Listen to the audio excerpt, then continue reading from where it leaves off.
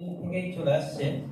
এবং একটা জিনিস ছিল, আগে কিন্তু আমাদের শ্রোতা বা যারা অংশগ্রহণ করতেন তাদের সংখ্যা অনেক বেশি ছিল।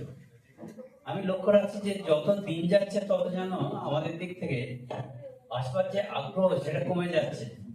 সেটা নিজেদের আগ্রহ নেই বলে, নাকি যারা কর্মকর্তা আছেন তারা ঠিকমতো ব্যবস্থাপনায় থাকতে পারছেন না তার জন্য।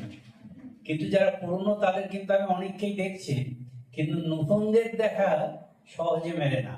তারা হয়তো বিভিন্ন কাজে ব্যস্ত থাকে, কিন্তু কাজ সবারই আছে। আমরা সেই সময় হাসপাতালেও দেখেছি যে ডিউটিতে যাওয়ার ব্যাপারে অনেক কিছু ব্যবস্থা নিতে হচ্ছে যাতে ঠিক সময়ে সবাই যায়। আগে কিন্তু এটা দরকার হতো না।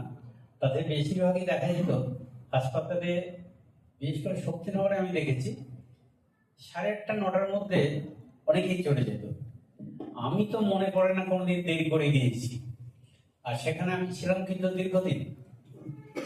আমি 13 বছর ছিলাম শক্তিনগর সদর মিলিয়ে। শক্তিনগরের অনেক কিছুই আমার সময় তৈরি হয়েছে। এবং এখন সদরে যে আমরা 5তলা বিল্ডিং দেখছি সেটা কিন্তু দোতলা ছিল। ওখানে নিউবর্ন কেয়ার ইউনিট, সেটা কিন্তু দোতলার একটা ঘরে ছোট্ট ছিল। তখন আমার কিন্তু একটা ক্ষমতা ছিল যে কি করে টাকাটা আসে।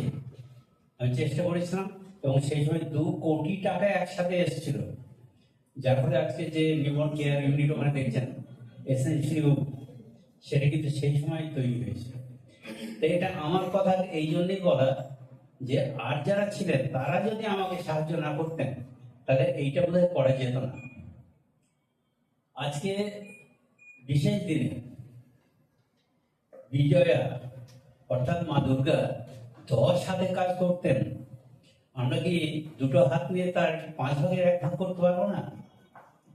যদি না পারি তাহলে সেটা আমাদের অক্ষমতা।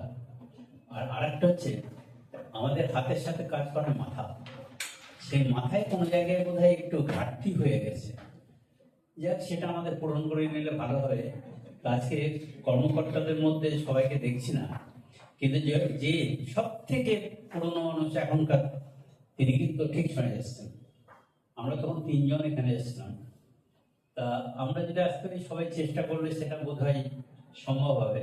তা আমরা আইএমের মতো একটা ডিগনিটারি বোঝায় যেখানে, সেখানে একটু না চেষ্টা করবো ঠিক সময়ে আসা, ঠিক কাজগুলো করা।